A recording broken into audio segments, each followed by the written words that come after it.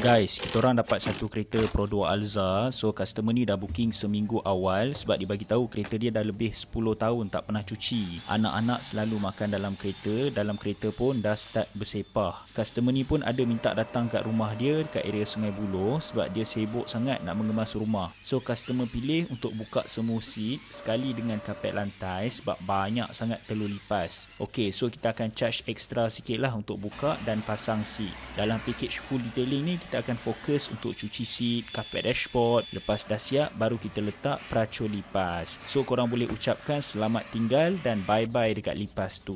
Ok, kalau korang berminat nak dapatkan cucian servis macam dalam video ni, boleh klik link dekat bio. Lepas tu korang WhatsApp isi details. Nanti aku akan share package, kalender. Korang boleh tengok tarikh yang available. Dan inilah air kotor yang kita sedut daripada seat dan lantai kereta Alza yang dah berusia lebih 10 tahun. Ok guys, aku nak tanya sikit, korang yang lepas tengok video ni, rasa-rasa cucian ni boleh dapat berapa bintang? Cuba komen sekali dengan emoji bintang dari level 1 hingga 100, korang nak bagi berapa? Jangan lupa untuk like, komen dan share video ni dengan kawan-kawan korang. Terima kasih.